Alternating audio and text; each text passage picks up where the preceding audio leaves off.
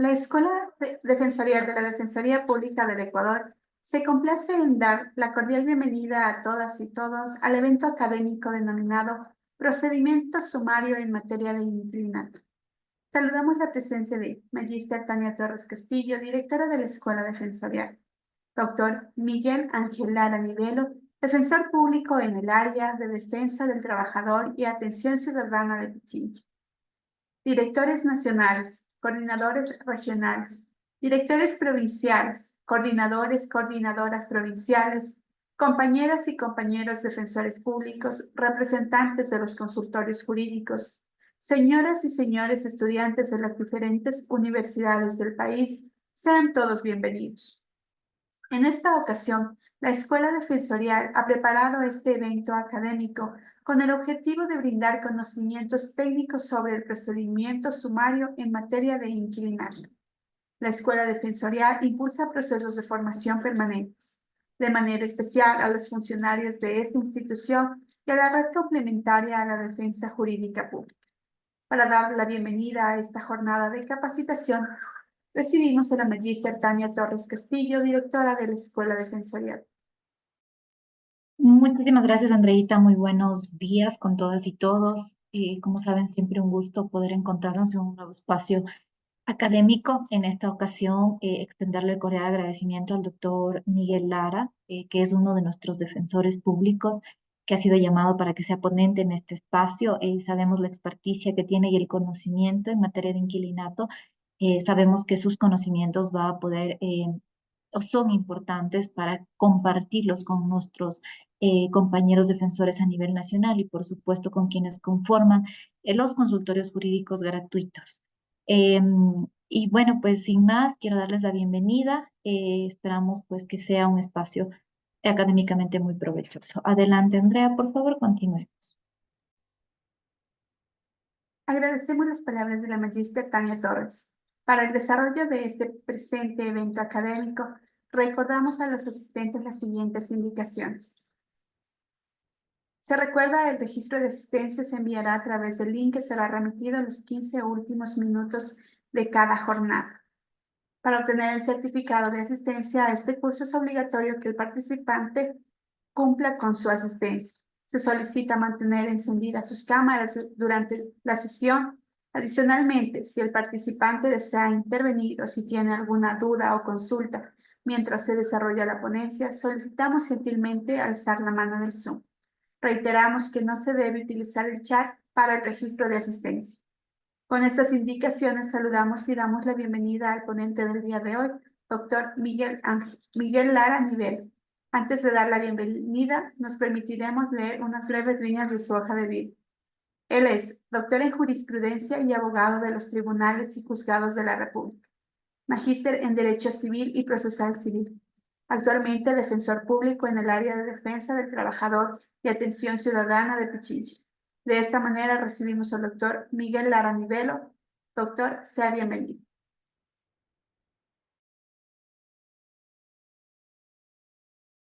Doctor, tiene que activar el micrófono, no le escuchamos. Gracias. Buenos días con todas, con todos, compañeros, compañeras, autoridades que se encuentran presentes, todos los compañeros de la institución. Muchas gracias por su comparecencia a este conversatorio. Agradeciendo también a la doctora Tania Torres, directora de la Escuela Defensorial, por la coordinación y la invitación a esta charla que mantendremos el día de hoy. Bien, el artículo 30 de la Constitución de la República del Ecuador establece el derecho de las personas a una vivienda adecuada y digna con independencia de su situación económica y social.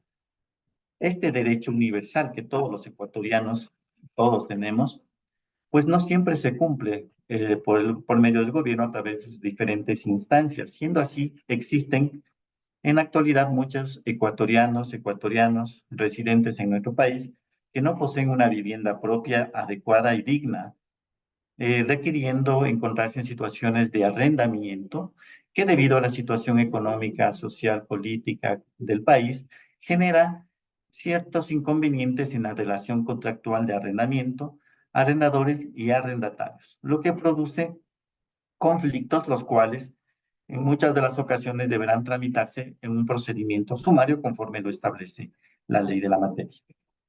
Dicho esto, antes de iniciar el tema principal, conviene hacer una pequeña diferenciación entre lo que establece la ley de inquilinato respecto al Código de Comercio, que también trata de contratos de arrendamiento en otro ámbito, ¿no? La ley de inquilinato, conforme lo establece el artículo 1 de la ley de la materia, regula las relaciones derivadas de los contratos de arrendamiento y subarrendamiento de locales comprendidos en perímetros urbanos.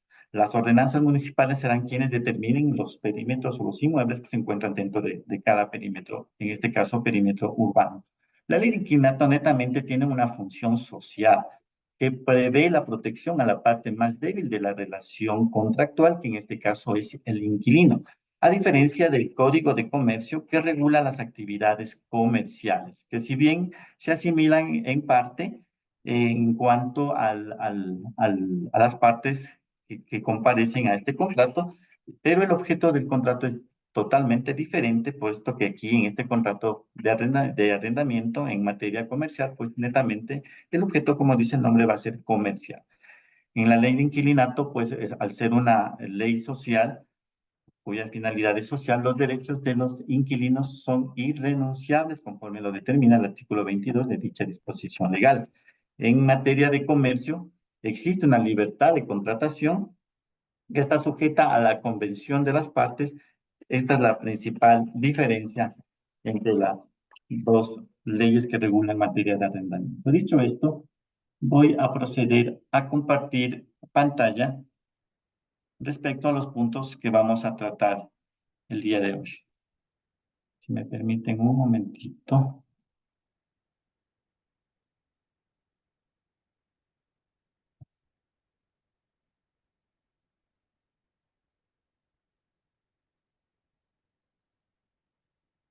Ya, perfecto. No sé si ahí se puede divisar otra vez.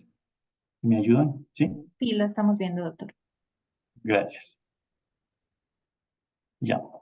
Vamos a empezar, antes de llegar al tema principal que tiene que ver con el procedimiento sumario o las acciones que en materia de inquilinato se van a desarrollar a través de un procedimiento sumario. En forma general vamos a tomar en consideración qué es un contrato, una convención, para llegar a determinar el punto principal que es un contrato de arrendamiento.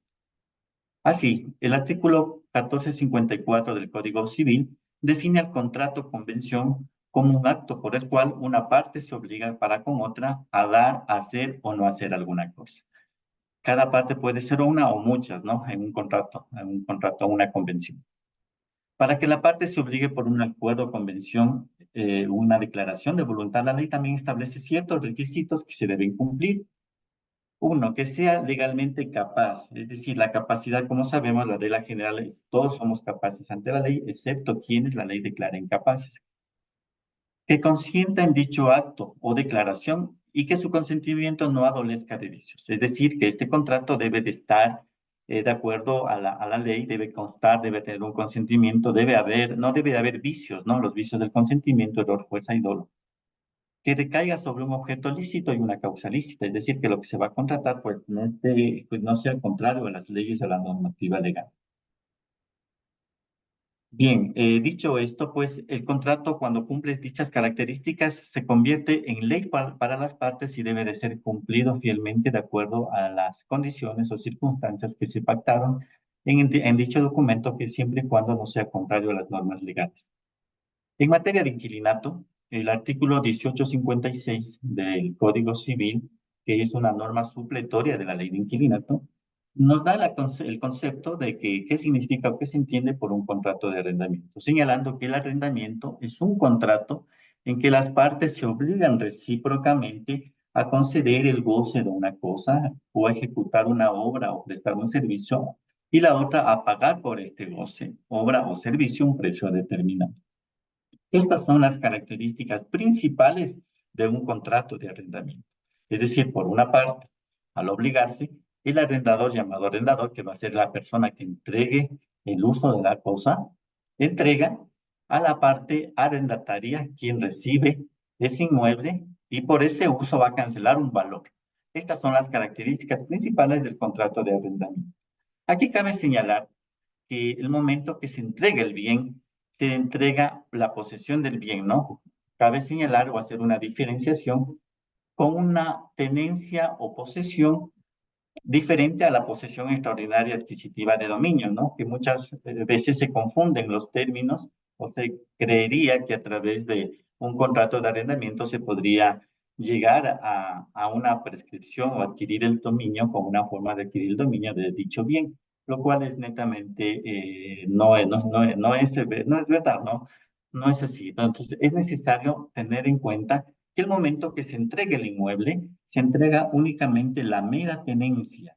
Al respecto, me he permitido señalar lo que establece el artículo 729 del Código Civil respecto a la mera tenencia, la misma que señala que mera tenencia es la que se ejerce sobre una cosa, no como dueño, sino en lugar o a nombre del dueño. El acreedor prendario, el secuestro, el usufructuario, el usuario, el que tiene el derecho de habitación, son meros tenedores de la cosa empeñada, secuestrada o cuyo usufructo, uso o habitación les pertenece. Y conforme lo señala aquí, generalmente se aplica a todo el que tiene una cosa reconociendo el dominio ajeno. Esta disposición es clara, puesto que el momento que se establece una relación contractual en materia de arrendamiento, si es que el inquilino procede al pago de un valor por el uso de ese inmueble, obviamente está reconociendo el dominio ajeno, el inmueble que no le corresponde a él, y por ese uso va a cancelar un valor determinado en el contrato de arrendamiento. Entonces, no es la misma posesión que se establece en el caso de una prescripción extraordinaria del dominio, en cual existe el ánimo de poseer esa propiedad, ¿no es cierto? El ánimo y las demás características que señala la ley en el tema respectivo. En este caso, pues no sucede eso, únicamente se adquiere la mera tenencia, la misma que estará condicionada a los términos del contrato de arrendamiento, al plazo estipulado, a las condiciones que las partes hayan señalado en dicho documento.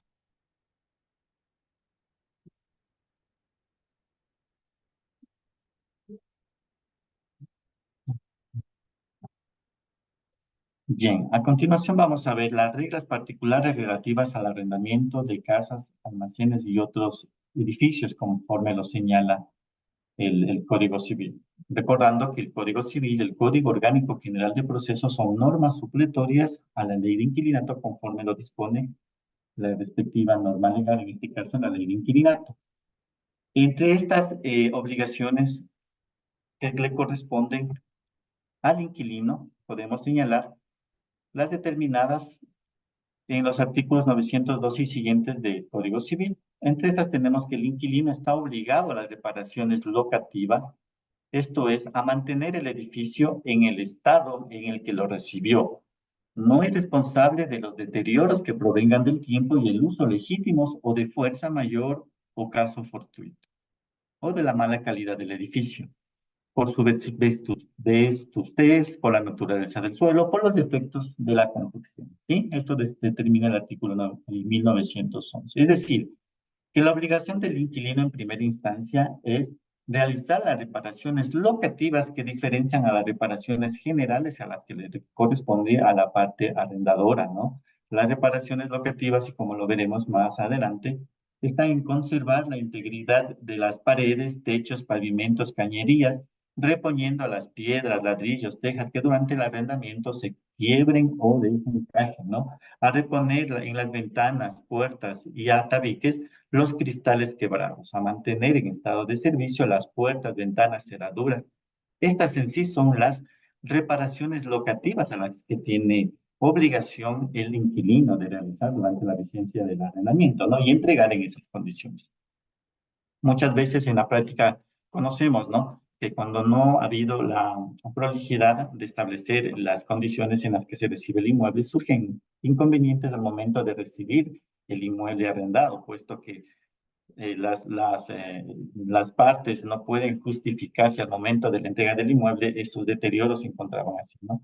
Por eso es conveniente el momento de la suscripción de un contrato de arrendamiento establecer minuciosamente las condiciones del inmueble, ¿sí?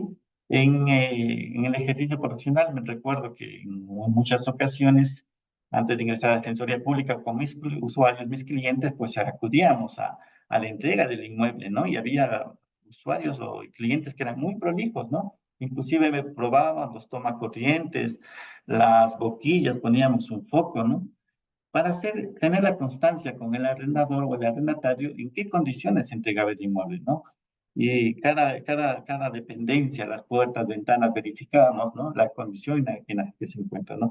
Actualmente esto se podría hacer inclusive con mayor facilidad con los medios tecnológicos, ¿no? Tomar fotografías, grabar videos, ¿no? Y adjuntarlos al contrato de arrendamiento como una parte, ¿no? Como una parte principal del documento, ¿no? Entonces, esto sí es necesario, ¿no? Porque en virtud de estas obligaciones del inquilino surgen con posterioridad los problemas, ¿no? Las discrepancias entre las partes arrendador y arrendatario que derivan al final en un procedimiento sumario en materia de inquilino. Bien, el inquilino también está obligado a mantener las paredes, pavimentos, esto ya lo vimos, y demás partes interiores del edificio medianamente aseadas, mantener limpios los pozos, acequias, cañerías, desordenar las chimeneas. La negligencia grave señala la ley en el cumplimiento de cualquiera de estas obligaciones dará derecho al arrendador para la indemnización de perjuicios y aún para hacer cesar inmediatamente el arriendo en casos graves. Miren, el artículo 1913 ya nos hace referencia a lo que la ley de la materia, el artículo 30 de la ley de inquilinato señala como causas para terminación del contrato antes del plazo legal o convencional.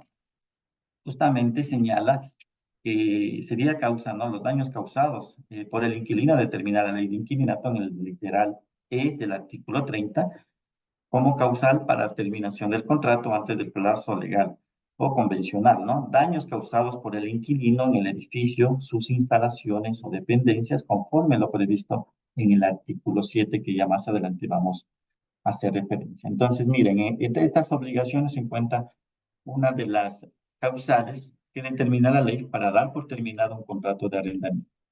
Continuando con la exposición, vamos a señalar las condiciones de los locales de arrendamiento, ¿sí?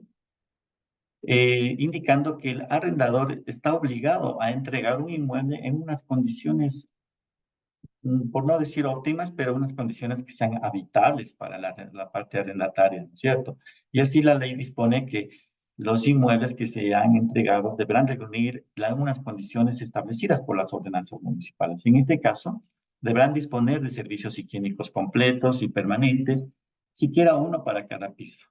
La ley establece también que en el caso de que en un mismo piso existan dos inmuebles, por lo menos cada uno debería tener un servicio higiénico en cada dependencia. Debe tener aireación y luz suficientes para las habitaciones. No siempre se cumple esto, ¿no? Muchas veces los arrendatarios, por la necesidad, pues aceptan en las condiciones en las que se entrega el inmueble, ¿no? Incumpliendo con esta disposición. Disponer permanentemente de los servicios de agua potable y de luz eléctrica en los sectores urbanos donde existen estos servicios. Bueno, actualmente la mayor parte del territorio existen estos servicios públicos y básicos, ¿no es cierto? Disponer permanentemente, dice la norma. Es decir, no puede el arrendador a su arbitrio privar de estos servicios, ni aún en el caso de que el arrendatario se encuentre establecido una causal de mora por el pago e incumplimiento del pago del canon arrendaticio. No puede privar de esos servicios. Por eso establece la ley que ese inmueble permanentemente deberá disponer de estos servicios básicos, en este caso de agua potable y luz. No ofrecer un peligro de ruina. Esto es entendible, puesto por la seguridad del inquilino, de su familia, de los habitantes, pues del inmueble. Pero el inmueble no debe encontrarse en situaciones que presten un peligro o inseguridad a los habitantes del inmueble, ¿no? Y estar desinfectados, lo que se acreditará con el correspondiente certificado. No se cumple realmente en estas condiciones, pues, dada la naturaleza de la contratación y la necesidad de la parte arrendataria, muchas veces, como lo indiqué, el inmueble se entrega en las condiciones medianamente habitables y lo que genera posteriormente conflictos entre las partes. La ley de inquilinato también establece que los predios deberán, previo al arrendamiento, deberán encontrarse inscritos, para lo cual establece que los consejos cantonales tendrán a su cargo el registro de arrendamientos, que los llevará el jefe de catastros, quien ejercerá las funciones que le asigna la ley de la oficina de registro, ¿sí? Es decir, estos inmuebles deberán estar inscritos previamente. En los cantones de Quito y Guayaquil se establece que habrá una oficina de registro de arrendamientos independientes de la jefatura, quienes son los encargados de proceder con este registro. La inscripción del predio en arrendamiento deberá contener en sí los nombres del arrendador, del arrendatario, la dirección del inmueble, la ubicación, superficie del predio y los locales destinados al arrendamiento. La determinación de los servicios existentes, es decir, las dependencias, se determina aquí cuántos dormitorios, sala, cocina, comedor, baños, etcétera, ¿no? El avalúo comercial del inmueble, el cual obviamente se toma como referencia, es determinado por el municipio de Quito, ¿no? El inventario de los muebles en el caso que se entregue un inmueble o un local amoblado. Los demás requisitos que exigiere la normativa. Bien, la ley establece también que la Oficina de Registro de Arrendamientos o las jefaturas de catastros municipales fijarán la pensión máxima de arrendamiento de cada local y entregarán al arrendador un certificado en el que conste la identidad del predio y la pensión mensual de arrendamiento. Es decir, no se puede pactar una pensión de arrendamiento a libre arbitrio de la parte arrendadora, no se puede, se tiene que cumplir con esta disposición legal que establece un máximo, un cálculo máximo de la pensión arrendaticia, perdón, que es que no podrá exceder de la 12ª parte del 10% del avalúo comercial registrado en la respectiva municipalidad.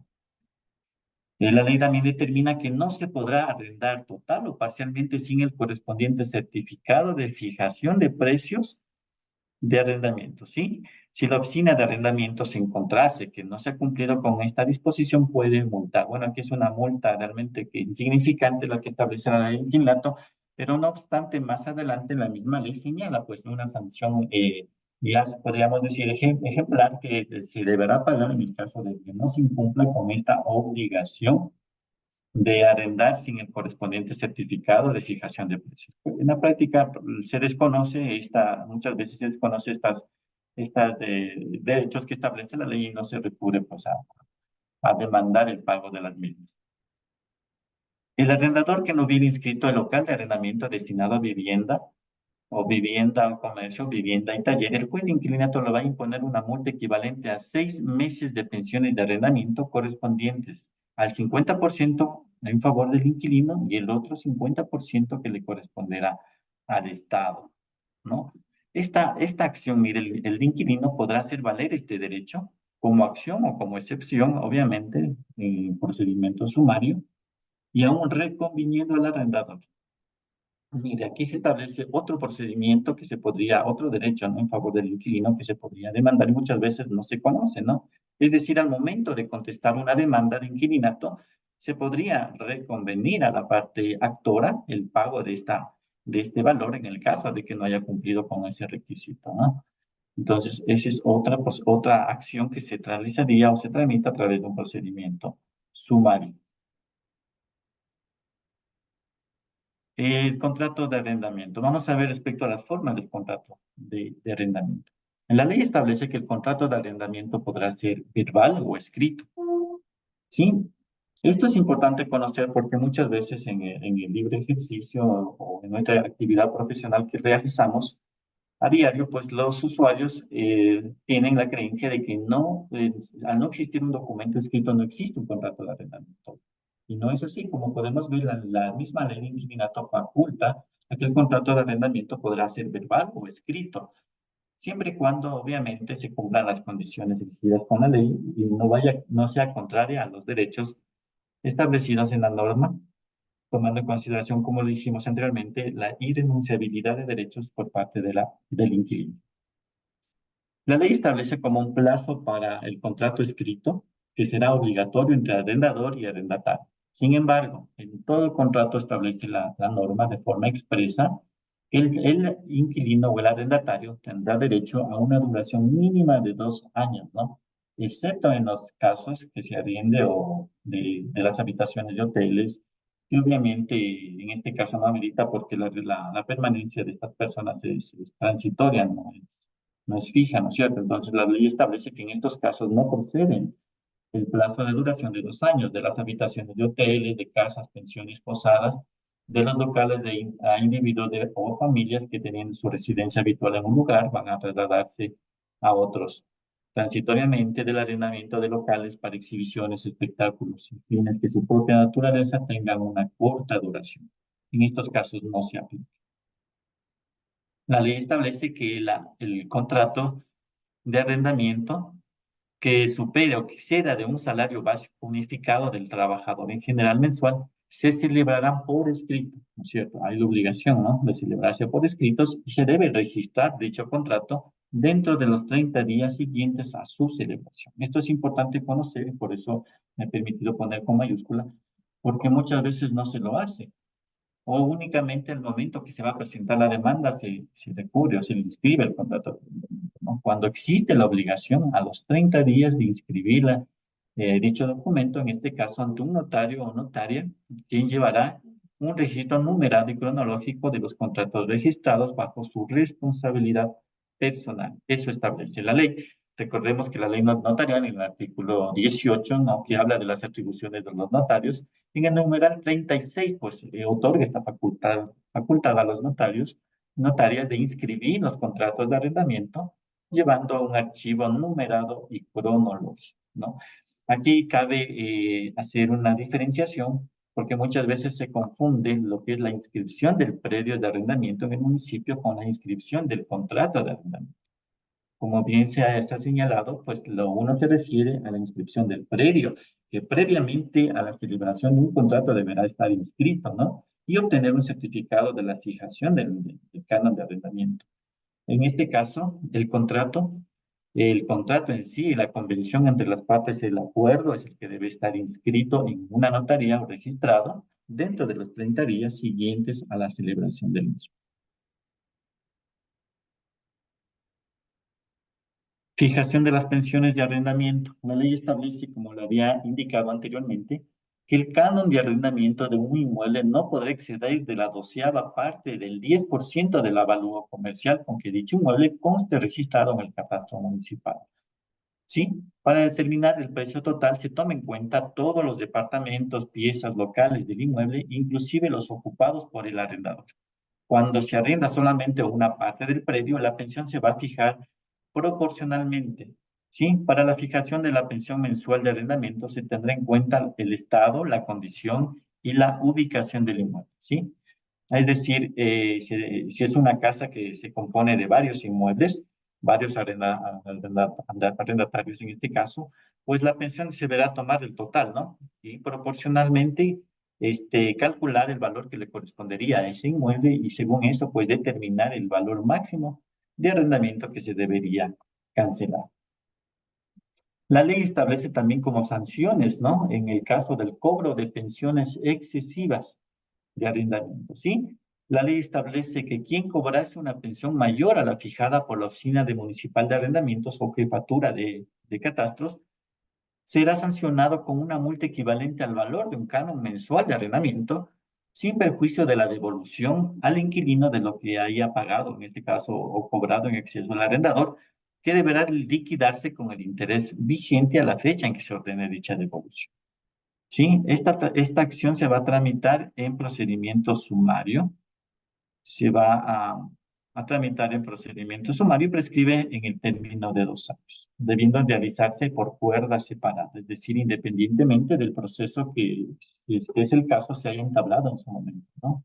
Por cualquiera de las causas de determinación no puede plantearse en ese mismo proceso como si ocurría, ¿no?, en el otro evento, en el caso de que no haya inscrito el predio, ¿no?, en la oficina de registro de arrendamientos, ahí sí podría plantearse como acción o como excepción o reconvención, ¿cierto?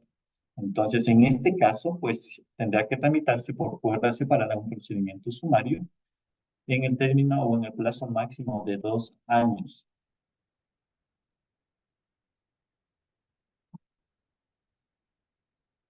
Bien.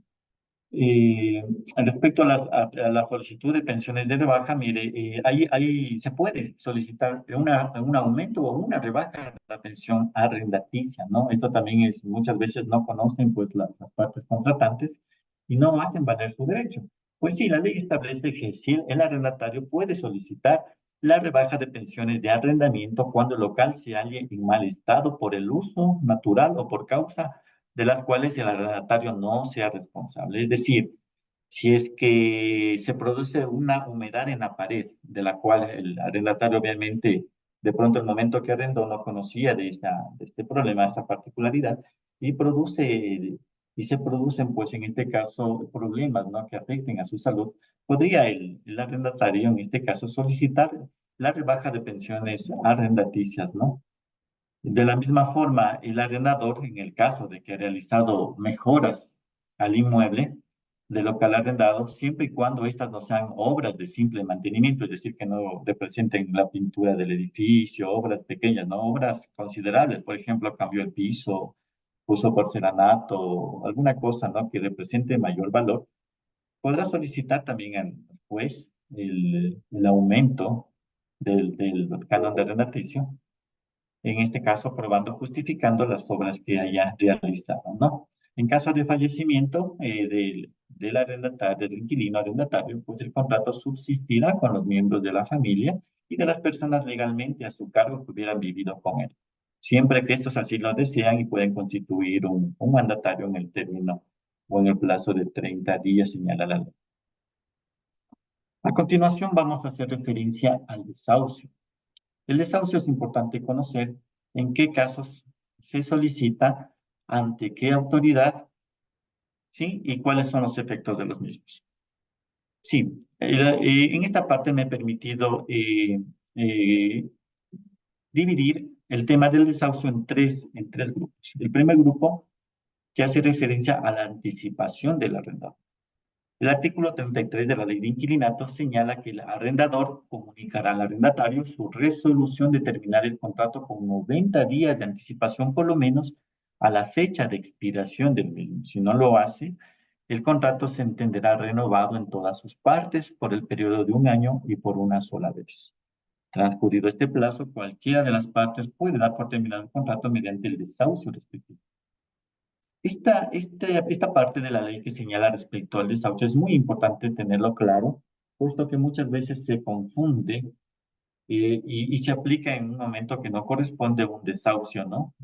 Sin tomar en consideración el costo que implica, puesto que esto se lo realiza ante el notario, y muchas veces este documento no nos va a servir, pues, para los fines pertinentes, ¿no? Entonces hay que determinar en qué momento. Si es que el inquilino ha incurrido en una causal de terminación por mora, por poner un ejemplo, no es factible presentar un desahucio, solicitar un desahucio, puesto que esto va a ser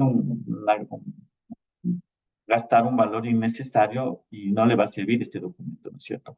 En este caso, el artículo 33 señala expresamente que es para la terminación del contrato con 90 días de anticipación a la fecha de expiración del mismo. Entonces, el artículo 33 hace referencia a la terminación del contrato de arrendamiento por el plazo, ¿no?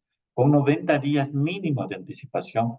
Sí puede ser mucho más, no hay ningún inconveniente, 4 o 5 meses con anticipación se puede notificar a la parte arrendataria la decisión del arrendador de dar por terminado el contrato de arrendamiento, ¿no es cierto?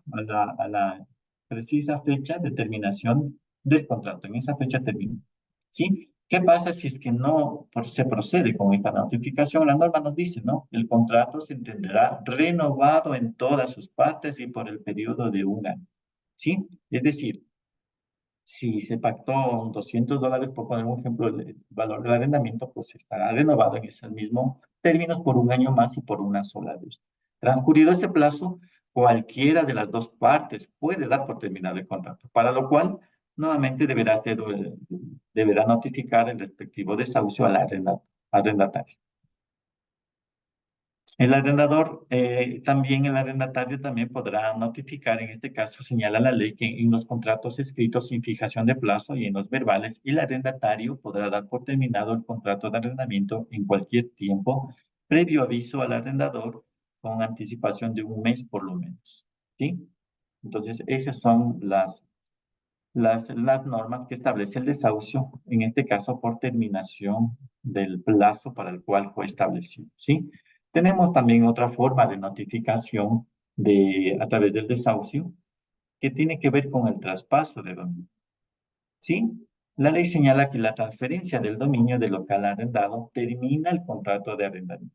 La transferencia de dominio termina el contrato de arrendamiento. En este caso, el dueño dará al arrendatario un plazo de 3 meses para la desocupación, ¿sí?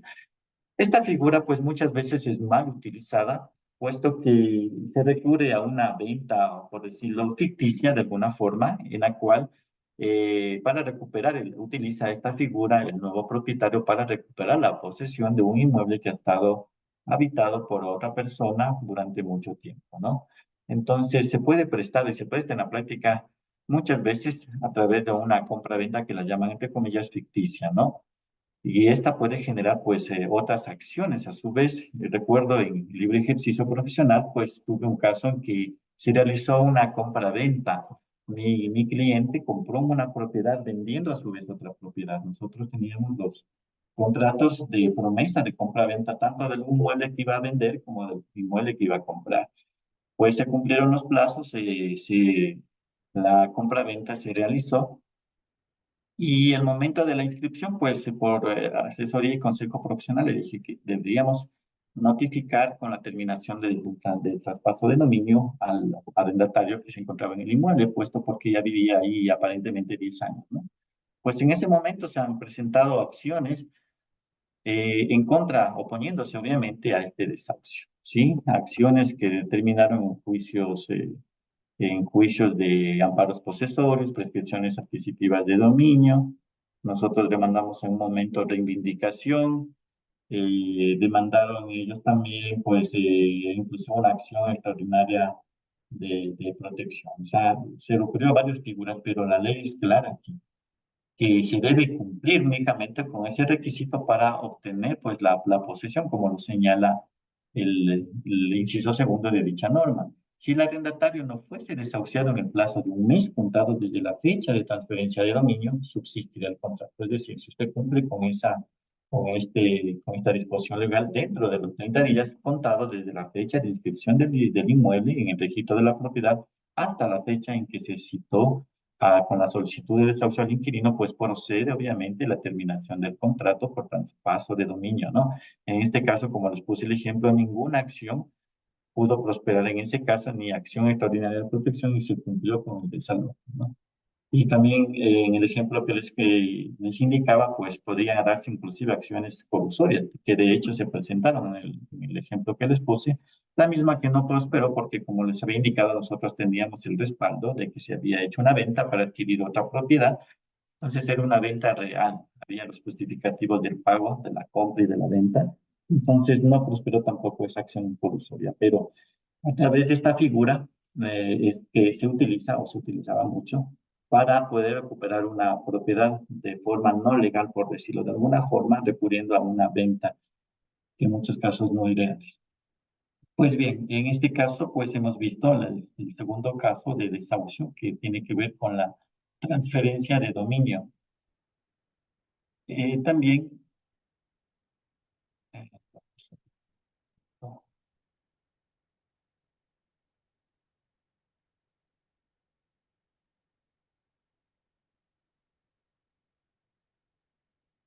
ya, perdón, ya, en el caso previsto señala que como requisito para el traspaso de dominio se deberá presentar copia certificada del título de transferencia de dominio, ¿no?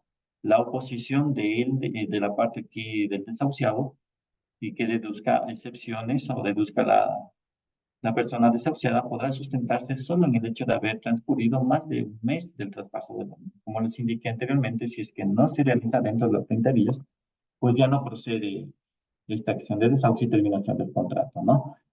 Actualmente, como esta atribución está atribuida a los señores notarios, pues el trámite es más ágil que antiguamente, que tendría que recurrir a la oficina de citaciones para continuar con este trámite de notificación, ¿no? Actualmente, pues a través del notario se lo puede hacer de una forma oportuna y evitar, pues, de que este derecho de notificar dentro de los 30 días, pues, se quede sin efecto. Tenemos también como tercera parte del desahucio, ¿sí? La resolución del arrendador de demoler el local para nueva edificación. ¿Sí? El artículo 38 señala la oposición de la parte inquilina al desahucio. En el caso previsto de la letra H del artículo 30, dice la oposición de la persona inquilina solo podrá fundarse en el hecho de que el local arrendado no esté comprendido en la parte del edificio cuya demolición ha sido autorizada por el gobierno autónomo descentralizado municipal competente. Solamente en ese caso podrá oponerse al desahucio en el caso de que no se encuentre comprendido la obra que va a realizar la parte arrendadora en la parte que se encuentra arrendada, ¿no? En este caso también tuve un caso que una persona de la tercera edad pues fue notificada con un desahucio por obra a realizarse, recuerdo, ¿no? Y realmente no hay forma aquí, si es que la parte actora cumple con todos los requisitos, con este caso, presentar los planos y el permiso de construcción respectivo, pues no hay forma, ¿no? Nosotros, me recuerdo, en mi defensa solicité la inspección, ¿no? Para que se verifique si es que el inmueble estaba comprendido dentro de la parte que se va a proceder con la obra, pues se realizaron peritajes, etcétera, ¿no? Demás pruebas pertinentes, pero realmente no. En el momento que se verifica que el inmueble sí está comprendido en la parte que se va a construir, pues obviamente el desahucio procede, ¿sí? Aquí también el desahuciado podrá proponer deducir las excepciones previstas en la ley, ¿sí? Entonces, el arrendador debe cumplir con esta, con esta, con esta obra, ¿no? En el plazo que ha señalado, ¿no?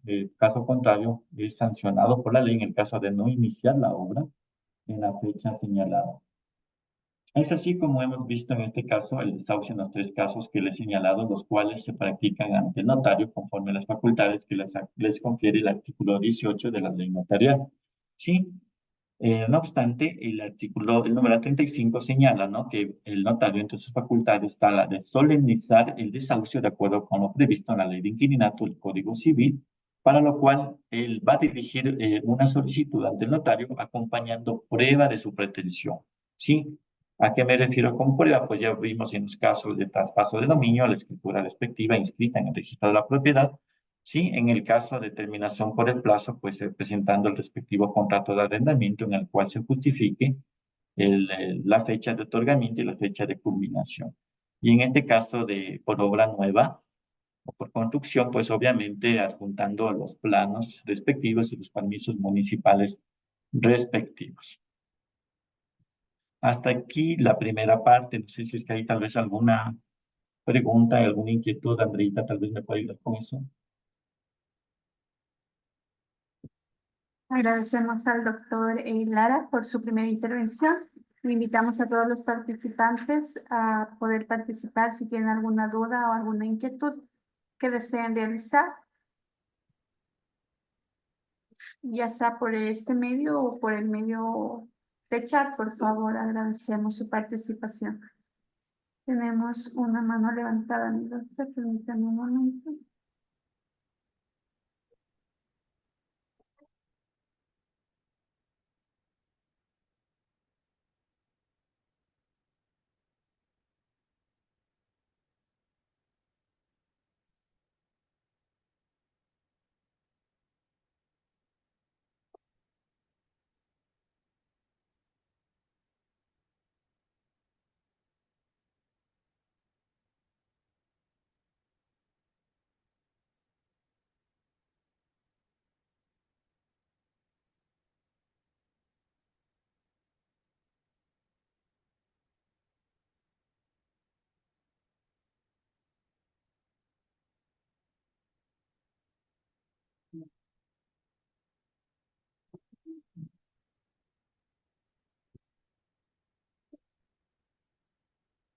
¿Me confirman, Andreita, si tenemos alguna pregunta o podemos continuar con esta sesión? La doctora Mónica Flores está levantando la mano, mi doctor, y ya puede activar el audio, por favor.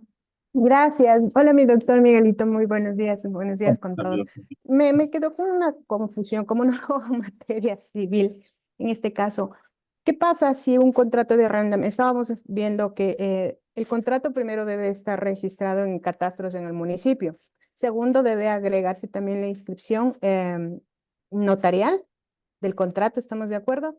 Si no tenemos nada de estos dos requisitos y hemos elaborado un contrato de arrendamiento y presentamos a un juez civil para terminación del contrato, ¿cabría alguna, no sé, un rechazo o nulidad de esto por no cumplir con estos requisitos que deben haber estado para poder inscribir un contrato de arrendamiento y no haberse hecho ninguna de estas partes y solamente, porque la costumbre de las personas es solamente hacer un contrato entre ellos y firmarlos y no tener nada de estas características que estamos viendo ahora que el código, la ley de inquilinato establece?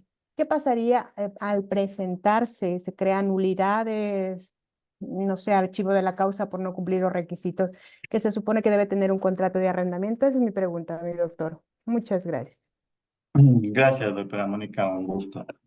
Bueno, estos documentos a los que hice referencia, pues la ley establece que se debe previamente inscribir, ¿no? El predio de dado un arrendamiento en la oficina de catastro, en la oficina de arrendamiento, ¿no? En este caso, otorgada por el municipio. Se debe contar con este documento y este es un documento habilitante para la presentación de la demanda. Entonces, más se podría calificar o aceptar a trámite una demanda en procedimiento sumario, en este caso por terminación, podría ser por terminación de un contrato de arrendamiento por mora, si no se adjunta el respectivo documento, ¿sí? Y podría darse que el juez haya admitido o verificarse como humanos, podría pasar, ¿no? Que no se percató y se dio a trámite, pero esto puede ser causa de nulidad. Obviamente se podría solicitar la demanda, la nulidad de oficio o a petición de parte dentro del proceso. Sí, pero es un requisito la presentación de este documento.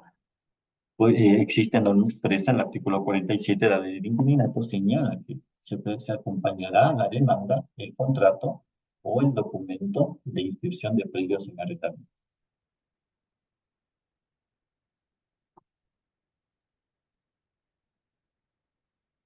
Y doctor, por el chat de Zoom existe una pregunta por el doctor José Vergara. ¿Cómo se procede cuando el inquilino ha abandonado por varios meses el bien rentero y no se sabe nada de esa persona, pero han quedado sus bienes dentro? Entiendo, el arrendador no puede abrir el bien inmueble y peor aún sacar las pertenencias del inquilino. Bien, esta pregunta pues es muy idónea, muy oportuna, puesto que es un caso que se presenta casi frecuentemente, ¿no? El inquilino abandona el inmueble, sí es verdad, y no entrega, no entrega la posesión, no devuelve esa mera tenencia que él tenía, no le entrega a su propietario o al arrendador, que no necesariamente puede ser el propietario, no entrega esta propiedad al arrendador. ¿Qué señala la ley? Pues tenemos que cumplirlo con lo que dispone la ley. Si no le podemos citar en el lugar, no sabemos dónde se encuentra, pues tenemos que recurrir a las formas de citación que establece el Código Orgánico General de Procesos, ¿no? En este tiempo, justificando la imposibilidad de ubicar su residencia, ¿no? O domicilio, ¿no? A través de los distintos procedimientos, oficios, peticiones, averiguaciones que hemos hecho, rendir el juramento respectivo ante la autoridad que desconoce y posteriormente proceder a citarlo a través de publicaciones. Ese es el procedimiento, ¿no? Que se debe realizar legalmente, ¿no? Para obtener la posesión de ese inmueble, ¿no? Hasta llegar a un proceso sumario, pues al desalojo, al lanzamiento de bienes y a recuperar la posesión. Muchas veces conozco que muchas gentes recurren pues a acciones de hecho y no de derecho, ¿no? En este caso van con testigos o con la policía que a veces les colabora, pues y proceden a abrir, ¿no? Es un caso un poco delicado, muy delicado, porque si no está autorizado esto, pues se va a convertirse en una acción penal, ¿no? Es así que no estoy seguro, pues el artículo 200 del Código Orgánico Integral Penal habla de la usurpación, ¿sí? Que no se puede, pues, privarle del dominio, ¿no? A otra persona de la posesión, ¿no? Sin una orden legal de autoridad competente. Entonces, mire, se estaría incurriendo en otra acción, ¿no? Si es que se realiza esto, ¿no? Pero he escuchado casos en que mucha gente, pues, con ese riesgo, pues van, abren y recuperan la posesión. Esto es un poco riesgoso, ¿no? Puede darse el evento, como les indiqué, de que se establezca una acción penal en este caso. Pero la acción de derecho lo que establece, pues, es seguir el procedimiento normal, citarlo por la prensa y en un procedimiento a través de sentencia obtener, pues, el desalojo de este individuo del inmueble y recuperar la posesión. Gracias, doctor. Tenemos igual una mano levantada. Abogado Domingo Delgado tiene la palabra. Puede activar el audio, por favor. Gracias, doctora. Muy buenos días con todos. Doctor, una preguntita. Generalmente yo ejerzo defensa técnica en unos cantones de Manabí y vienen usuarios y me preguntan cómo se puede dar por terminado un contrato de arrendamiento donde no exista escrito, no esté registrado. O sea, ha sido verbal. Por lo general le arriendan cierto local a cierta persona y no hay un contrato. Entonces me indican cómo se puede dar por terminado si no existe ninguna documentación. Es mi pregunta, doctor. Ya, pues bien, es muy oportuna también su pregunta. Doctor, la ley de inquilinato establece justamente en las disposiciones transitorias, específicamente en la disposición transitoria primera de la ley de inquilinato, señala que los arrendadores que al momento no tuviesen un contrato escrito con su inquilino podrán acudir al juez de inquilinato. En este caso, como ya vimos, es una atribución que se concede actualmente a los señores notarios y notarias. Dice que puede concurrir a quien hiciese o a quien hiciese las veces, en este caso los notarios, y hacer una declaración juramentada en la que admitirá prueba en contrario y se establecerá lo siguiente. El inmueble en materia de la declaración, los nombres de arrendador y arrendatario, fecha en que comenzó el arriendo, duración prevista del mismo, canon inicial y canon actual de arrendamiento, y deben de establecer también en dicha declaración juramentada la circunstancia de no existir un contrato escrito de arrendamiento, ¿sí? Es decir, que si es que no existe un documento escrito, o es decir, un contrato escrito, como ya lo vimos, también puede haber un contrato verbal, como es en el caso que usted me consulta, siempre y cuando se haya configurado, ¿no es cierto? Se hayan dado los requisitos o las condiciones para que exista un contrato de arrendamiento, es decir, que se haya entregado el inmueble y esta persona haya realizado pagos, ¿no? Recordemos que en materia de inquilinato, pues los pagos son de tracto sucesivo, ¿no? Se van pagando mes a mes o de acuerdo al convenio que se haya llegado. Entonces, si el cliente configura estos dos requisitos, a pesar de que no existe un contrato de arrendamiento, pues se han dado las circunstancias que le corresponde acudir ante un notario o notaria, realizar la respectiva declaración juramentada, estableciendo los requisitos, plazos, ubicación del inmueble y las demás condiciones que se hayan acordado. Pero tomemos en cuenta algo, que esta declaración de juramentada, como lo dice la misma norma, admite prueba en contrario, ¿sí? Es decir, que ya durante la tramitación del procedimiento sumario, pues se determinará a través de las pruebas respectivas la existencia o no del contrato de arrendamiento. Agradecemos, mi doctor. Tenemos igual manos levantadas. Pido de favor que tengamos paciencia porque vamos a dar contestación a las preguntas que están en el chat y a las que se encuentran levantando la mano, por favor. ¿Me podría mencionar, doctor, la diferencia entre contrato de arrendamiento y el antiingresos? Gracias. Bien, el contrato de arrendamiento, pues en este caso, pues se entrega la propiedad y se recibe el inmueble, obviamente la parte arrendataria recibe ese inmueble y paga un precio por ese valor, debiendo entregarse a la finalización del contrato del inmueble, ¿no es cierto? Y el inquilino, el arrendatario, debe haber pagado mensualmente cumplido con su obligación arrendaticia. En el contrato anticrético es diferente. En el contrato anticrético no se paga mensualmente, sino que se establece en este caso, el deudor anticrético, que viene a ser la persona del arrendador, recibe el dinero que el acreedor anticrético, que es el arrendatario, lo entrega para la utilización de ese inmueble durante un periodo determinado de tiempo que se haya establecido. A la finalización del contrato anticrético, el deudor anticrético deberá entregar ese inmueble, el dinero que recibió al acreedor, que viene a ser el inquilino, ¿no? ¿Quién deberá entregar la propiedad?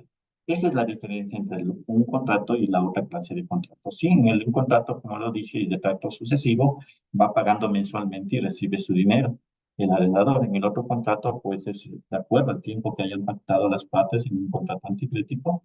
A la finalización del mismo se entregará el inmueble y se devolverá el total del valor recibido al inicio del contrato anticrético. Sí, tal vez es una pregunta más, Angelita. Sí, mi doctor. El compañero, por favor, que tiene el nombre de Defensoría Pública, tiene la palabra. Por favor, puede activar su audio. Buenos días, doctor Miguel Lara, y buenos días con todos. Tengo una pregunta. Una casa de 5 herederos tiene escritura, inscrita en el registro de la propiedad. Ha sido alquilada por uno de ellos hace más de 16 años, por la confianza que existía con el inquilino. Sin embargo, hay rumores de que el inquilino ha dicho que ya no va a devolver la casa. ¿Podría darse ese motivo para que él pueda pedir la prescripción adquisitiva del dominio, doctor? Gracias, doctor, por su pregunta. Bien, aquí como lo señalamos al inicio de la exposición, existe la mera tenencia. Entonces, si es que hay un contrato de arrendamiento desde un comienzo, uno de los herederos, según entiendo, lo que usted me indica, fue quien entregó en arrendamiento esa parte o esa propiedad, existe el reconocimiento del dominio ajeno.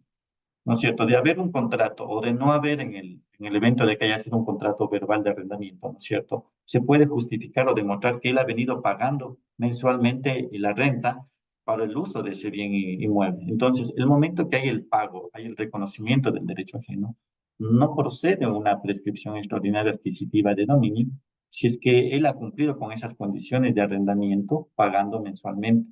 No, porque él adquiere esta propiedad únicamente la tenencia para entregarla a la finalización del contrato, ¿no es cierto? Es diferente en una posesión, en el caso de que él podría aspirar a obtener una prescripción, una posesión y una prescripción extraordinaria adquisitiva de dominio en el futuro, no tendría que haber ninguno de estos factores, pues no haber un pago, ¿no?, mensual sobre el uso de ese bien, sino el haber poseído como con el ánimo de señor y dueño, haber hecho mejoras, adecuaciones, haber entrado de forma pacífica e ininterrumpida. Esos son los requisitos que determina la ley para el caso de una prescripción extraordinaria adquisitiva de dominio. Entonces, ahí lo que usted tiene que determinar es que si hubo o no hubo un contrato. Y si no hay un contrato escrito, pues si fue un contrato verbal, si es que se está pagando mensualmente y si reconoce el dominio ajeno sobre ese bien. Tenemos igual levantada la mano el doctor Carlos Ochoa. Bueno, doctor, puede activar su audio, por favor. Hola, buenos días. Buenos días. Buenos días. Buenos días, doctor. Buenos días a todos. Mi pregunta es la siguiente. De conformidad con la ley de inquilinato, en su artículo 1 que dice, esta ley regla las relaciones derivadas de los contratos de arrendamiento y de subarrendamiento de locales comprendidos en los perímetros urbanos. Hay un bien que fue destinado a vivienda y agricultura, pero es un predio rústico. ¿Es aplicable la ley de inquilinato? ¿Sí o no? Esa es mi pregunta. Ya, pero me dice que es un predio rústico. Sí, es un predio rústico, está ubicado en el predio rústico, o sea, en la zona rústica, en la zona rural. Ya, la ley, el Código Civil determina las condiciones, sí, para el arrendamiento de predios rústicos. Conforme lo señala el Código Civil, tratándose de predios urbanos, el arrendamiento será de forma mensual y predios rústicos de forma anual o por año se puede establecer. Entonces, la normativa específica para este caso de predios rústicos usted lo puede obtener en el Código Civil que trata sobre el arrendamiento de predios rústicos. Ya, doctor, y en caso de que el arrendador demande por falta de pago de los cánones arrendaticios, ¿es competente el juez de inclinato o el juez de la unidad judicial civil para conocer y resolver sobre esa causa? Bueno, recordemos que los jueces de inquilinato, relaciones vecinales que en un momento se establecieron con competencia, actualmente estas atribuciones las conocen los jueces de lo civil, ¿no? Entiendo que en algunos cantones son jueces multicompetentes que también conocen este trámite, ¿no? En el caso específicamente de aquí, existen los jueces de las unidades judiciales civil. Sí, con sede en la parroquia determinada aquí en la provincia, quienes conocen también esos temas relacionados o que hacen referencia a temas de inquilinato. Ya, y entonces en consecuencia, ese juez civil de la unidad civil que hace las veces de juez de inquilinato aplica para ese caso específico la ley de inquilinato. Entendía que, de acuerdo a la convención, recordemos que todo contrato se basa en la convención y en el acuerdo de las partes, ¿no es cierto? Pero viendo de periodos lúdicos, ahí tendría que determinar, ¿no es cierto?, la jurisdicción, ¿no es cierto? En caso de conflictos, ¿a quién se someten también? Puede ser que se sometieron a un convenio arbitral, mediación, etcétera, ¿no es cierto? Tienen que determinar eso en qué condiciones, ¿no es cierto? Y cuáles serían las causas de incumplimiento, ¿no es cierto?, del contrato de arrendamiento. Gracias, doctor, gracias. Listo, Andreita. No sé si podemos continuar con el... Sí, mi la doctora, exposición. existen dos preguntas en el chat. ¿Desea hacerlo al final? Y los podemos dejar para lo Perfecto. posterior, ¿sí? Para avanzar un poco con la exposición. Gracias. Bueno, respecto a la competencia y el procedimiento, el artículo 42 de la ley de inquilinato señala el trámite de las controversias, ¿no? Las acciones sobre inquilinato se tramitarán en procedimiento sumario ante la jueza o juez de inquilinato de relaciones vecinales. Esto, como ya lo indiqué, pues actualmente ya no existe esta denominación. Son los jueces civiles quienes conocen esta competencia, esas atribuciones en materia de inquilinato, ¿no? Entonces, pero se realizarán en procedimientos. ¿Por qué procedimientos sumarios? Porque son procesos de conocimiento, sí, en el cual se resuelven las controversias de las partes, ¿no? Y el juez va a resolver de acuerdo al mérito del proceso y a las pruebas que haya aportado cada una de las partes. Sí, en materia de inquilinato, mire, señala la norma que demandado el inquilino por la causal de terminación de contrato de arrendamiento contemplado en la letra A del artículo 30, si estamos hablando en este caso por falta de pago de más de 2 pensiones alimenticias, de arrendaticias, perdón, que se hayan mantenido hasta la fecha de la citación con la demanda, ¿no? En este caso, por mora específicamente, no se podrá apelar el fallo que le concede sin que previamente se consigne el valor de las pensiones de arrendamiento que se hallare adeudando a la fecha de expedición de la sentencia, ¿sí?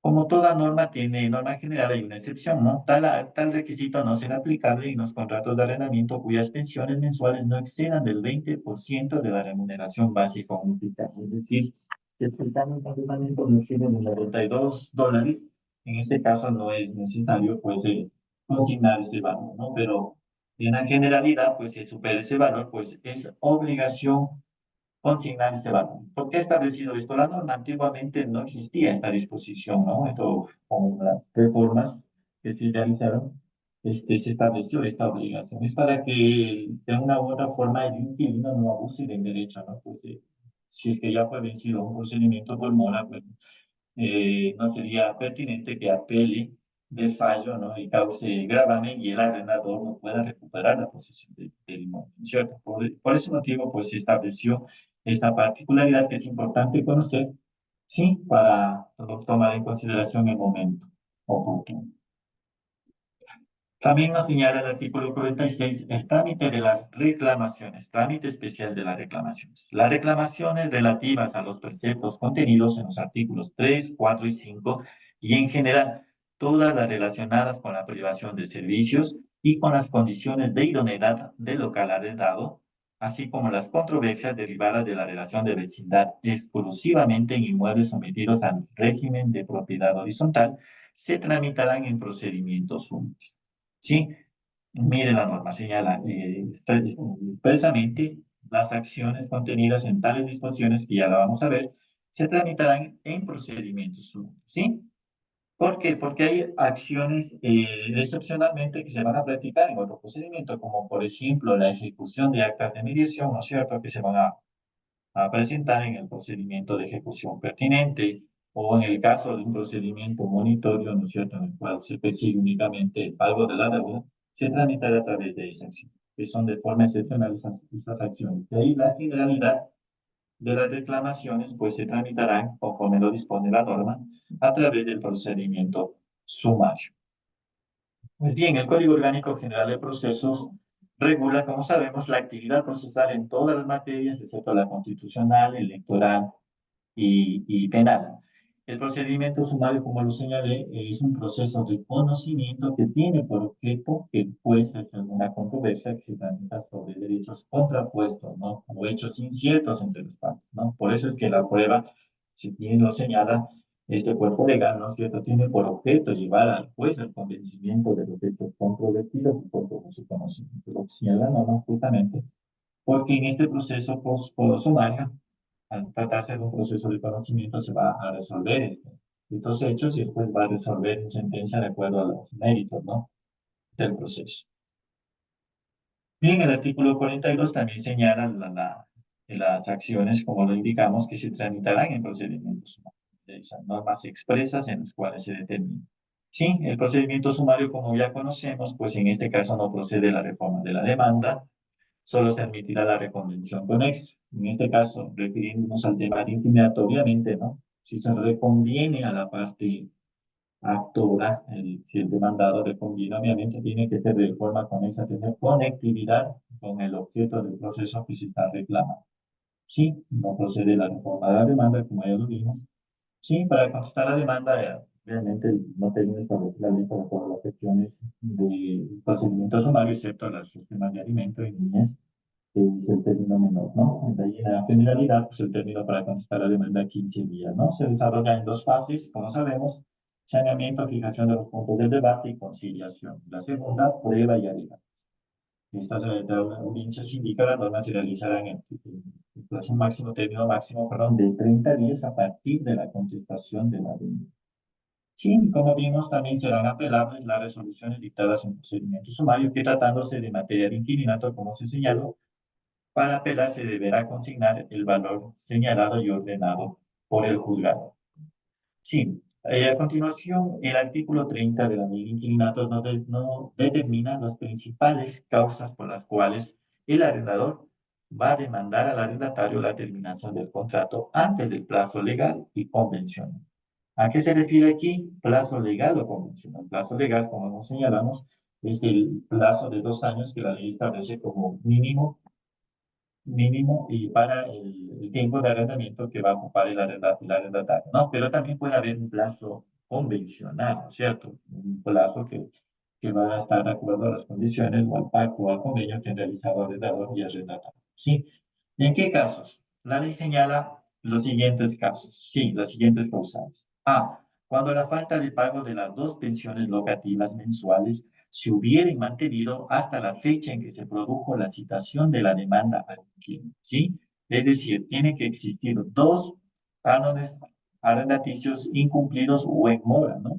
Y que estos se hayan mantenido hasta el momento que se citó con la demanda. Es decir, que no obstante haya presentado una demanda del arrendador, pero si no es citado, el arrendatario puede tranquilamente pagar y no se configura la causa por mora, ¿cierto? No así, si al momento de estar citado con la demanda, él incurrió en mora y todavía se encontraba deudando cánones arrendaticios. En ese evento, pues obviamente se configura dicha causal y no existe prueba alguna que pueda revertir la consecuencia de este proceso, que será una, una, una terminación del contrato de arrendamiento, así como también el pago de los cánones adeudados, sí, la entrega del inmueble, sí, el pago de los servicios básicos y alícuotas en el caso de que eso también existe esa obligación independiente de pago por parte de la arrendatario. B, dice peligro de destrucción o ruina del edificio en la parte que comprende el local arrendado y que haga necesaria la reparación, ¿sí? En este caso también, obviamente, y es lógico, pues si el inmueble se encuentra en malas condiciones y atenta a este hecho a la seguridad de los inquilinos, sus habitantes, su familia, obviamente, pues puede causar para terminar el contrato de arrendamiento de forma legal a través de este procedimiento. Sí, algazaras o grietas ocasionadas por el inquilino. Sí, es decir, que si es que el inquilino pues se acostumbró a realizar fiestas, reuniones, y en estas se producen eventos, ¿no? Lesiones, golpes, escándalos, ¿no? Peleas, ¿no es cierto? Y estas son continuas, ¿no? Se tiene que probar, obviamente, esta causal, para lo cual se requiere la prueba documental, testimonial, testigos o un parte policial se puede adjuntar como prueba de justificar estos hechos, ¿no? Que podrían suscitarse en este caso, ¿no? Entonces, este caso también es esta causal, también determina la terminación del contrato de arrendamiento antes del plazo estipulado por las partes. Destino del local arrendado a un objeto ilícito o destino del convenio, ¿sí? Es decir, que si yo arrendé para un inmueble destinado a vivienda y este inmueble fue destinado a otra actividad ilícita, ¿no? Puede ser una receptación o cosas de dudosa procedencia, ¿no es cierto? Entonces, obviamente no está siendo utilizado para la finalidad del contrato, ¿no? Para el objeto para el cual se entregó, entonces también da paso a que se solicite la terminación del contrato.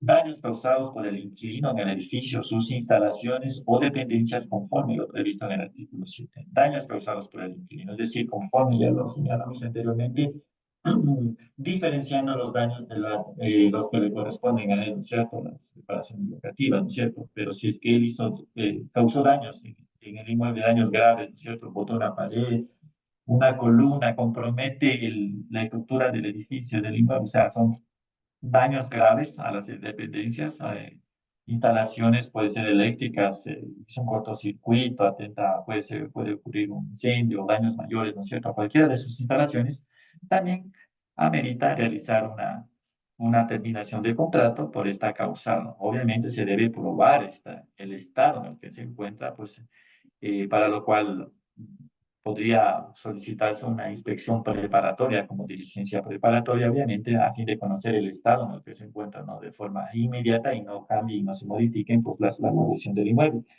Sí, en ese caso, sí, también es una causal para dar por terminado un contrato de arrendamiento. Subarriendo o traspaso de sus derechos realizados por el inquilino sin tener autorización escrita para ellos, ¿sí? Este caso de subarriendo también es una causal para la terminación del contrato de arrendamiento, puesto que la norma expresa establecida en el inquilinato señala que se debe contar con la autorización del arrendador para que el inquilino proceda a subarrendar el inmueble. Sí, en este caso de no contar con esta autorización, puede ya haberlo de forma arbitraria arrendado, subarrendado en este caso, pues también es una causa para dar por terminado el contrato de arrendamiento.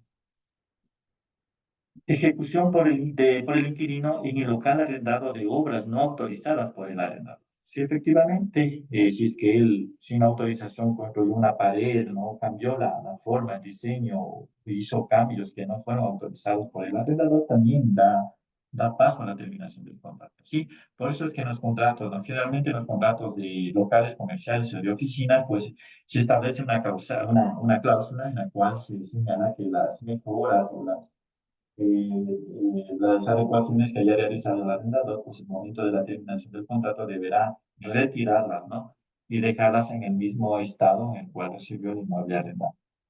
Sí, entonces en este caso, si él no contó con la autorización, pues si realizó adecuaciones u obras, pues obviamente esta también da paso a una causa para dar por terminado el contrato de arrendamiento. Resolución del arrendador de demoler el local para una nueva edificación. Esto ya lo vimos. En este caso deberá citarse legalmente al inquilino con la solicitud de desahucio. Ya sabemos que la autoridad competente es el notario, con 3 meses de anticipación por lo menos a la fecha fijada para la demolición, lo que solo podrá ser tramitada cuando se acompañen, como lo vimos, planos aprobados y el permiso de la municipalidad respectiva para iniciar la obra, ¿sí? En este caso, si decidimos iniciar la obra, el arrendador en el plazo señalado, como le indicamos, pues va a ser sancionado por el juez respectivamente, ¿sí? Y decisión del inmueble, decisión del propietario de ocupar el inmueble arrendado, siempre y cuando justifique legalmente la necesidad de hacerlo. Es decir, que si el arrendador pues arrendó el inmueble, su propiedad, pero no posee un inmueble propio en donde habitar, y él justifique documentalmente ante el juez no tener otro inmueble donde habitar, pues también puede solicitar que se dé por terminado el contrato de arrendamiento antes del tiempo legal o convencional que se hayan fijado las partes. Estas son las causales de terminación de contrato, las cuales se tramitan, como ya lo vimos, en un procedimiento sumario. La demanda de arrendamiento, el contenido de la demanda, como ya lo conocemos, bueno, aquí está en forma general los documentos que se deben de presentar al momento de presentación de la demanda, ¿no? La designación del juzgador, los nombres completos de la persona que presenta la demanda, el registro de RU en el caso de que se requiera, la designación del lugar en donde va a citarse, ¿no? La narración de los hechos detallados y pormenorizados que sirven de fundamento a las pretensiones debidamente clasificados y numerados. En materia de inquilinato es importante esto, porque muchas veces se recurre a argumentar hechos que no tienen que ver con el objeto del proceso, ¿no es cierto?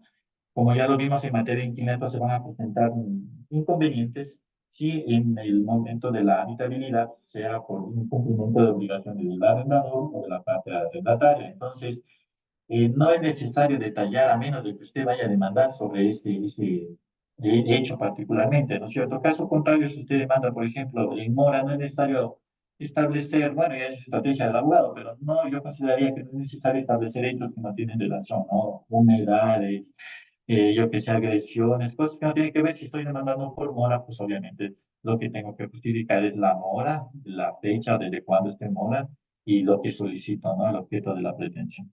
Fundamentos de derecho, pues bueno, ya lo mismo, el artículo 30 y las causales establecidas en el mismo de acuerdo a la causal que invoque para presentar su demanda. El anuncio de los medios probatorios que se ofrece para acreditar los hechos. Aquí en materia, en materia de inquilinato, obviamente, que estamos tratando, pues tenemos que ver, ¿no? A qué parte se va a defender y qué medios nos sirven, ¿no? En el caso de patrocinar a la parte actora, es decir, si usted demanda la terminación de contrato por mora, ¿sí? Por el incumplimiento de pago de dos pensiones arrendaticias, aquí la prueba principal, y esto como sugerencia a todos los compañeros, se debe de solicitar la exhibición de documentos. En este caso, facturas, recibos que justifiquen el pago, porque en muchas ocasiones, por falta de defensa técnica, pues se niegan las demandas, ¿no? Obviamente, de acuerdo a la parte que estamos, si estamos en la parte demandada, nos favorece, ¿no? Esa negativa de demanda si estamos defendiendo al demandado. Pero si como parte actora vamos a presentar una demanda, la prueba fundamental es solicitar la exhibición de documentos o facturas. Sin más que los mismos documentos, muchas veces se solicita que se oficie la judicatura o ofician o solicitan que se determine si está habido consignaciones de arrendamiento, ¿no? Para evitar la mora.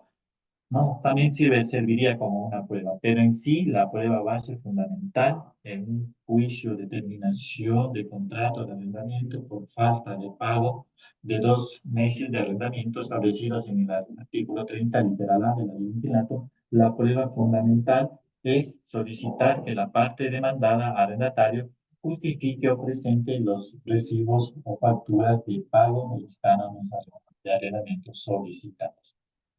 Sí, los demás requisitos que justifique la ley, la cuantía en este caso también señala como requisitos, obviamente, que se debe establecer la demanda, la cuantía en el caso de arrendamiento en materia de inquilinato. El artículo 144 del Código Orgánico General de Procesos determina cómo se calculará la cuantía. En este caso dice que en los procesos provenientes de arrendamiento, la cuantía se determinará por el importe de la pensión de un año o por lo que valga en el tiempo estipulado, si es que es menor. Es decir, si el canon de arrendamiento es de $200 mensuales, usted lo va a multiplicar por 12 y así obtenemos el valor de la cuantía.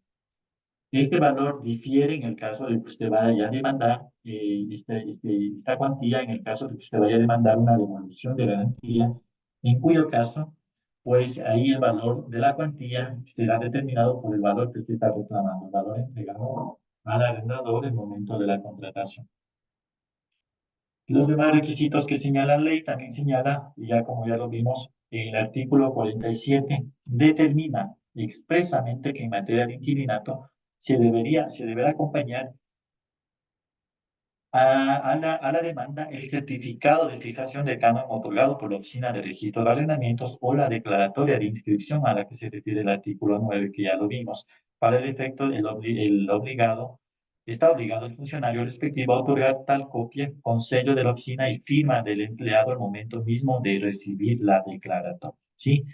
Es decir, se debe presentar este documento, es fundamental y el juzgado no podría dar paso ni calificar la demanda o tendría que pedir que aclare o complete su demanda en el caso de que no haya presentado este documento, que es requisito fundamental y primordial pues para la sustanciación de estas causas, ¿no? Como ya lo vimos en el caso de no tener un contrato de arrendamiento escrito, pues se podrá recurrir a lo establecido en la transitoria primera de la ley de inquilinato, esto es, rendir una declaración fundamentada ante un notario notario, quien llevará un registro cronológico de dichas declaraciones y en dicho instrumento legal, pues obviamente se establecerán los requisitos que debe contener pues un contrato de arrendamiento, el plazo, el canon de arrendamiento, la descripción del inmueble y las demás características que se hayan señalado para el evento. Sí, y vamos a hablar en este momento sobre las principales acciones en materia de inquilinato que se presentan a través de un procedimiento sumario, ¿sí? Esta parte lo he dejado para el final porque A través de estos artículos vamos a tomar en consideración las acciones o las causas que se presentan en el día a día pues, en las relaciones de arrendamiento, arrendador y arrendatario, y que aquí la norma establece cuáles son las sanciones y cuál es el procedimiento a seguirse, ¿sí? La ley de inquilinato señala obligaciones del arrendador y arrendatario. Artículo 4, reparaciones a que está obligado el arrendador. El arrendador está obligado a efectuar las reparaciones y obras necesarias a fin de que los locales reúnan las condiciones exigidas en el artículo presente. Sí, cuando fueren ordenadas por el juez de inquilinato, concederá un plazo para la ejecución. Es decir, está en obligación el arrendador de efectuar estas reparaciones necesarias e imprescindibles para que el arrendatario pueda, pues, continuar usando y gozando del bien que fue entregado a través del contrato de arrendamiento. Sí, cuando no lo hiciera, pues se podrá solicitar a través de un procedimiento sumario a que el juez requiera al arrendador a fin de que realice estas reparaciones respectivas, ¿no? Dice la norma también que si vencido el plazo, el local no hubiese sido puesto en las condiciones ordenadas por el arrendatario, con autorización del juez puede efectuar esas reparaciones y obras estrictamente indispensables a costa del arrendador. En tal caso, se descontará de las pensiones locativas el valor invertido más el 10% de recargo. Eso es lo que señala la norma. Es decir, que si es que, como les puse el ejemplo, existe una humedad, decirlo, algo en una pared que afecta a la salud del inquilino, pues puedo hacer con autorización del juez. Obviamente, primero vamos a agotar los medios, los métodos de diálogo, no conciliación. Si no es posible, tendré que recurrir al juez de inquilinato y solicitar, o al juez que conozca la materia, y solicitar pues que requiera al demandado, que sería el arrendador, a fin que realice estas reparaciones respectivas, ¿no? Si no lo hace, pues obviamente podrá realizarlo con autorización del juez, el arrendatario de dichas obras, ¿no? Para lo cual se cobrará un 10% de recargo del valor que haya invertido en dichas obras.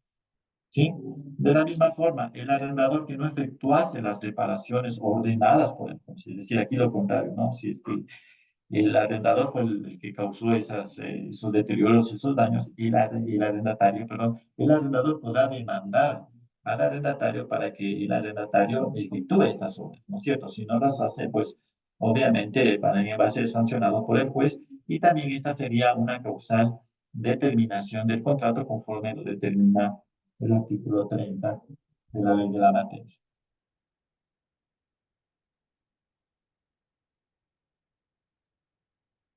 Ya, en este caso, como les indiqué, en el caso de que el inquilino sea sancionado, puede ser sancionado por los daños ocasionados en el local arrendado o en las instalaciones, ¿no? Para lo cual está obligado a la inmediata reparación, ¿no? El arrendador está facultado de efectuar dichas reparaciones y exigir al arrendatario el pago de todo lo invertido, ¿no? Con un aumento del 10%, ¿no? Y podrá exigir además la terminación del contrato. Es una causal de terminación del contrato, ¿sí? Cuando pese a ser requerido el arrendatario, no ha cumplido con esta obligación de cuidar el arrendamiento distinto. Perdón, esta obligación de reparar o realizar las reparaciones ordenadas por el juzgado. Respecto a lo que nos había señalado, el artículo 6 señala las sanciones al arrendador que no efectuare las reparaciones y obras ordenadas por el juez de inquilinato o que privare a los locales de los servicios existentes u ocasionare daños en ellos o dificultare de cualquier manera el uso del local arrendado, será sancionado por el juez de inquilinato con una multa equivalente a una pensión locativa mensual y si reincidiese con la de 3 pensiones locativas mensuales. Hace un momento lo señalé que en base a este artículo se presentan las acciones o los hechos más comunes o frecuentes respecto a la relación de arrendamiento. ¿Por qué? Porque el arrendador pues priva a los locales de los servicios existentes, cosa que es ilegal, como lo acabamos de ver, no puede realizar eso, pero sin embargo se recurre como una medida coercitiva a fin de lograr que el arrendatario pues cumpla con su obligación de arrendamiento. Pues no es así. Pues muchas veces ocurre que le priva a los locales de los servicios existentes, ¿no es cierto? O causa daños en el inmueble o dificulta el ingreso, ¿no? Por eso la norma dice, o dificultar de cualquier manera el uso del local arrendado. Como sabemos, el arrendador entregó el goce y el uso de ese inmueble, ¿no es cierto? No puede privarle ni de los servicios ni del goce y uso de ese inmueble. Por eso la ley establece una sanción equivalente a una multa de una pensión locativa y se va a rescindir o rescindirse en la de 3 pensiones locativas mensuales que se encuentren vigentes hasta ese momento, ¿sí?